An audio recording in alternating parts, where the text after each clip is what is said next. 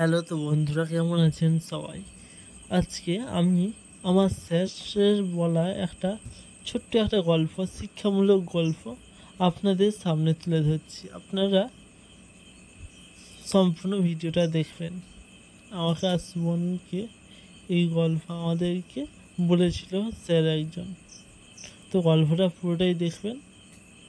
যদি ভালো লাগে লাইক করবেন, আর সবাইকে এখনই একটা অনুরোধ করছি যে আপনারা সবাই সাবস্ক্রাইব করে দিন।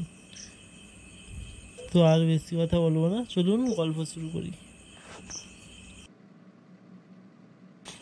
বল সুমন, স্যার যে বলেছিলেন সেই গল্পটা আমাদের আজকে তুই শোনাবি। গল্পের নাম হাতি ও মাকড়সার বুদ্ধির লড়াই।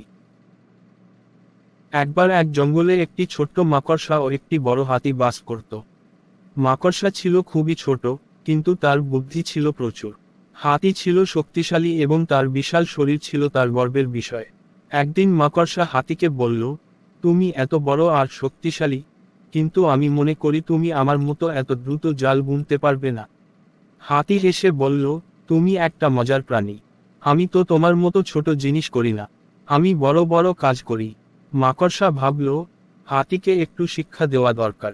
সে বলল, আচ্ছা, একটা প্রতিযোগিতা করি, দেখি আমরা দুজনেই একটা গাছের চারপাশে কত দ্রুত যেতে পারি। হাতি হাসল এবং বলল, অবশ্যই, এই প্রতিযোগিতায় আমি সহজেই জিতব।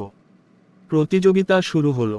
হাতি তার বড় পায়ে ধীরে ধীরে গাছের চারপাশে হাঁটতে লাগলো। কিন্তু মাকড়সা চালাকি করলো।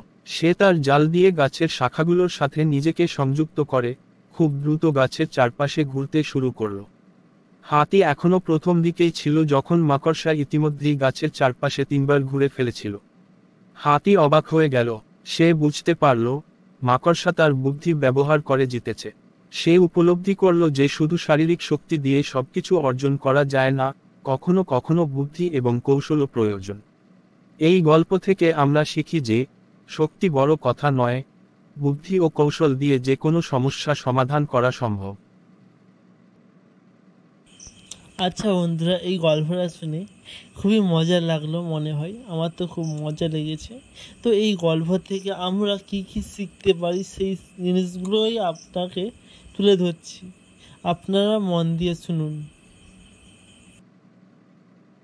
আমরা এই গল্প দিতে শিক্ষা পেলাম, শক্তির চেয়ে বুদ্ধির মূল্য বেশি।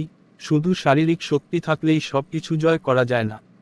হাতি খুব শক্তিশালী হলেও মাকড়সা তার বুদ্ধি ও কৌশল দিয়ে প্রতিযোগিতায় জয়ী হয়েছিল। এই শিক্ষাটি আমাদের জানায় যে কঠিন পরিস্থিতিতে শুধু শারীরিক শক্তি নয়, বুদ্ধি ও কৌশলের ব্যবহারও খুবই গুরুত্বপূর্ণ। আত্মবিশ্বাস ও অহংকারের পার্থক্য। আত্মবিশ্বাস থাকা ভালো, তবে অহংকার কখনোই ভালো কিছু বয়ে আনে না। হাতি তার শক্তির উপর অহংকার করেছিল, আর সেই অহংকারই তাকে হারিয়ে দিল। আত্মবিশ্বাস ও অহংকারের মধ্যে পার্থক্য বুঝে কাজ করা উচিত। পরিস্থিতি অনুযায়ী কৌশল ব্যবহার করা। মাকড়সা হাতির মতো শক্তিশালী না হলেও সে তার পরিস্থিতি অনুযায়ী নিজের কৌশল ব্যবহার করেছিল।